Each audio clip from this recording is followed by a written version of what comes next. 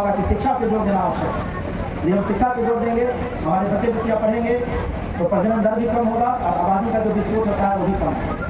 एक स्पष्ट रूप से सर्वे है कि जो यदि लड़की ने 10वीं की पढ़ाई कर ली, यदि लड़की ने इंटरमीडिएट की पढ़ाई कर ली और यदि उसने ग्रेजुएशन की पढ़ाई कर ली तो ज़्यादा मजबूत होती हैं और प्रजनन दर भी कम होता है, क्योंकि लड़कियाँ सशक्त रूप से कहती हैं कि नहीं, 2 से ज़्यादा बच्चा हमको नहीं करना है और आवश्यकता भी नहीं पड़ती। इसी के लिए सरकार जब भी मैट्रिक का एग्जाम हो, इंटरमीडिएट का एग्जाम हो, योजनाओं की जानकारी हम शायद आप लोगों को विभाग बांटते हैं, उसकी जानकारी देना चाहेंगे। सबसे पहले कल्याण विभाग के बारे में आपको बताना चाहेंगे। आप सभी जानते हैं, हम सभी लोग जानते हैं कि सिर्फ सरकारी नौकरी करके 100% लोगों को रोजगार नहीं दिया जा सकता। ये हकीकत है। यदि हम लोग चाहें कि राज्य की आबादी 13 करोड़ है और 13 करोड़ लोगों को नहीं, 2 से ज़्यादा बच्चा हमको नहीं करना है और आवश्यकता भी नहीं पड़ती। इसी के लिए सरकार जब भी मैट्रिक का एग्जाम हो, इंटरमीडिएट का एग्जाम हो, ग्रेजुएशन का एग्जाम हो तो प्रोत्साहन राशि देने का काम सभी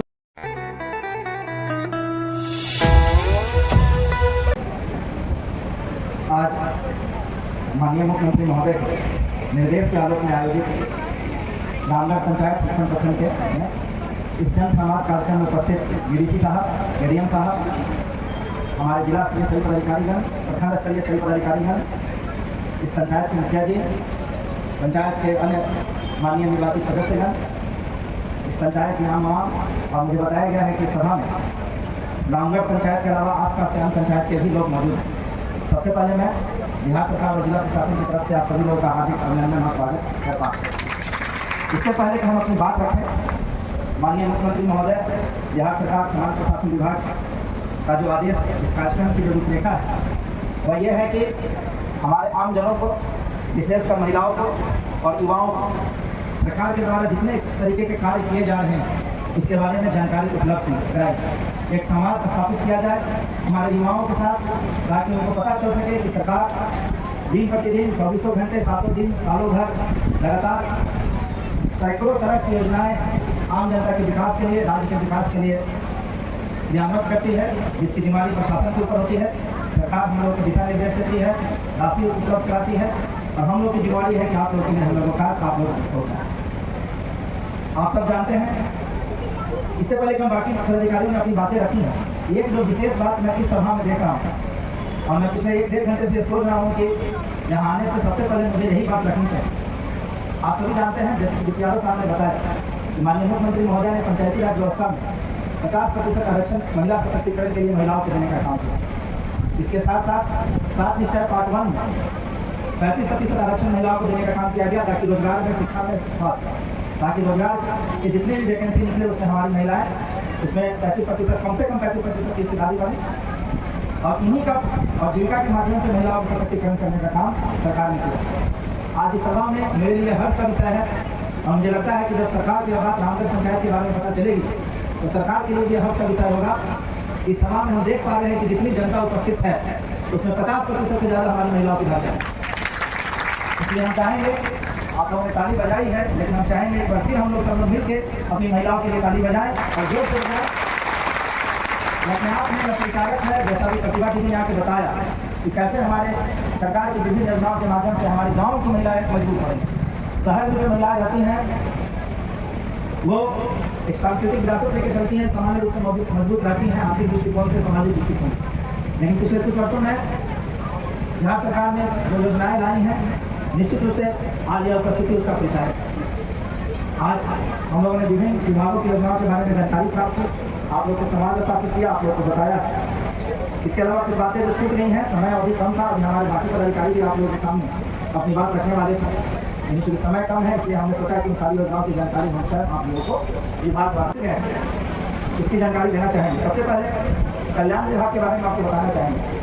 आप सभी जानते हैं कि कल ही जो कैबिनेट की बैठक हुई है उसमें माननीय मुख्यमंत्री महोदय ने जो हमारे विकास मित्र हैं, इस जिले में 308 विकास मित्र की संख्या निर्धारित है, जिसके अगेंस्ट, जिसके विरुद्ध हमारे यहाँ 304 विकास मित्र कार्यरत हैं। विकास मित्रों की जो मूल जिम्मेदारी है वह ये है कि हमारी जो अनुसूचित जाति, जनजाति, पिछड़ा वर्ग के टोले वहाँ पे जाके हम लोगों से समन्वय स्थापित करें, वो देखें कि उन टोलों में बिजली की क्या सुविधा है, रोड की क्या सुविधा है, नलजल की क्या सुविधा है, आधार कार्ड बना है कि नहीं, वोटर ID कार्ड बना है कि नहीं, किसी प्रकार का पहचान पत्र बना है कि नहीं, बैंक खाता खुला है कि नहीं, कोई भूमिहीन है तो उसको भूमि मिला है कि नहीं, कोई आवासहीन है तो उसका आवास मिला है कि नहीं, किसी के पास आयुष्मान कार्ड नहीं है तो आयुष्मान कार्ड मिला है कि नहीं, कोई मजदूर है तो मनरेगा से मजदूरी मिल रही है कि नहीं, और अन्य सरकार की जितनी योजनाएं, यदि किसी के घर में किसी के दुर्भाग्यवश किसी का एक्सीडेंट का दुर्घटना में मृत्यु हो जाती है तो उसको आपदा से 4 लाख रुपये की राशि मिली है कि नहीं, या सामान्य मृत्यु होती है तो कभी अंत्येष्टि योजना के तहत 3000 रुपया मिला है कि नहीं, या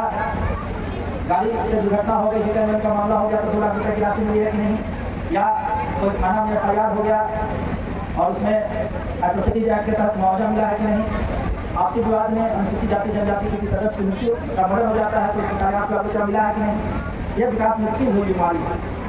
इसी क्रम में आपने सुना होगा, जो मैं बोल रहा हूँ, आपने स्पष्ट देखा कि अनुसूचित जाति जनजाति वर्ग के हमारे लोगों के लिए सरकार कितनी प्रकार की योजनाएं संचालित करे और उसको विकास मित्र के माध्यम से क्रियान्वित करने का सरकार प्रयास करती है। और आज मुझे विश्वास है कि इस सभा में विकास मित्र लोग भी मौजूद होंगे। कल ही सरकार ने निर्णय लिया तो उनको जो मानदेय 13,700 रुपया पर मिलता था उसको 25,000 रुपया करने का काम सरकार ने किया। तो अपने आप में पवित्र है, क्योंकि विकास मित्र जो हमारे हैं वो आप ही के समाज से हैं, हमारे ही समाज से हैं, और जब उनकी आय में यदि सरकार ने की है तो उनके जीवन में भी अमूल समूल परिवर्तन निश्चित रूप से आएगा। उनके बच्चे पढ़ेंगे, उनको भी प्रोत्साहन मिलेगा कि हमारे जो अनुसूचित जाति जनजाति के जो लोग हैं उनके लिए 100% काम पूरी मेहनत से करें। इसके साथ साथ अल्पसंख्यक कल्याण विभाग की तरफ से कई तरह की योजनाएं चलाई जाती हैं। आपने अभी देखा होगा कि आपके प्रखंड में कैंप लग रहा है। माननीय मुख्यमंत्री महोदय की एक योजना है कि अल्पसंख्यक समुदाय के जो बच्चे हमारी मैट्रिक और इंटरमीडिएट फर्स्ट डिवीजन से पास करती है तो उसको 15,000 रुपये की राशि सरकार उपलब्ध है। इसी प्रकार रोजगार के लिए लोन की राशि उपलब्ध कराती है।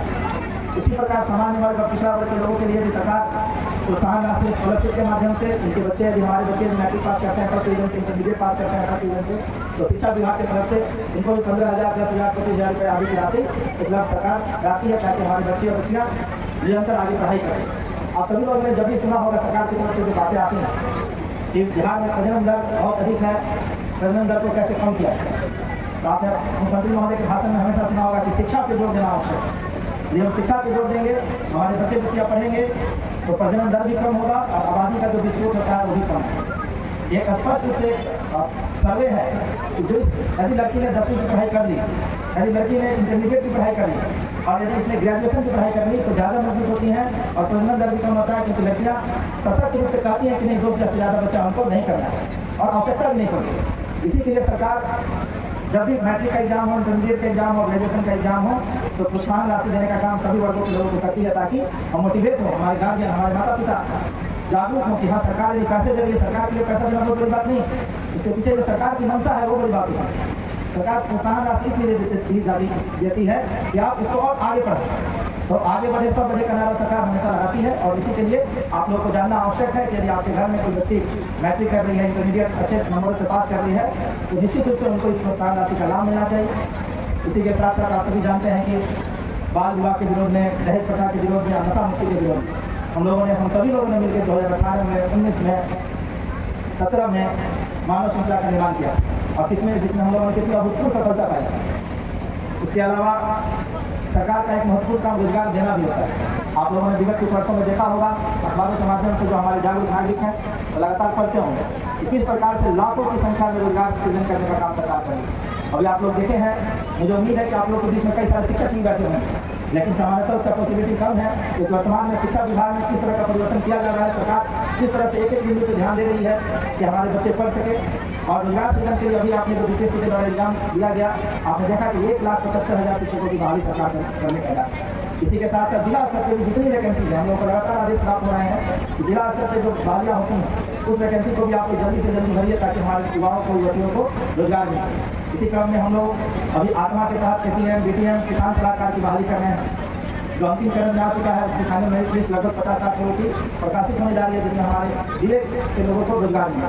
इसके साथ साथ अभी आने वाले 1 सप्ताह के अंदर शिक्षा सेवक और तालीमी मरकज की जो हमारे जिले की वैकेंसी है उसकी भी बहाली हम लोग करने जा रहे हैं। आप लोगों ने कल भी, आज सुबह भी आप लोगों ने अखबार पढ़ा होगा तो आपने देखा होगा कि दूसरा चरण BPSC के माध्यम से शिक्षकों के लिए जो रोजगार सृजन करने का काम किया जा रहा है उसमें भी हजारों की संख्या में सरकार ने वैकेंसी निकालने का आदेश जारी किया।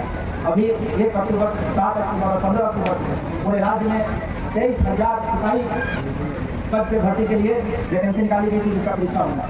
अभी हर एक जिले में आपने देखा पंचायत सचिवों की लगातार कितनी बहाली होती है। आप लोगों ने पाया होगा, हमारे जो जनप्रतिनिधि होंगे आप सभी जानते थे, एक समय था कि जब एक पंचायत से कोई 4-4 5-5 6 पंचायत के लिए काम करता है, एक राजस्व कर्मचारी 4-4 हल्का 5-5 हल्का के लिए काम करता है। लेकिन पिछले वर्ष ही सरकार ने लगभग 4000 पंचायत सचिवों और 4000 राजस्व कर्मचारियों की बहाली की, जिसमें 100% लोग हमारे अपने राज्य से।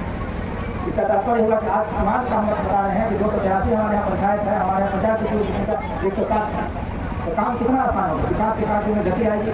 राजस्व कर्मचारी जो जमाबंदी म्यूटेशन करने का काम करते थे, परिमार्जन करने का काम करते थे, वो संख्या काफ़ी कम थी, 5 पंचायत में थी, अब वो 2 पंचायत में दिए। किसान सलाहकार की बहाली हो गई, कृषि समन्वय की बहाली हो गई।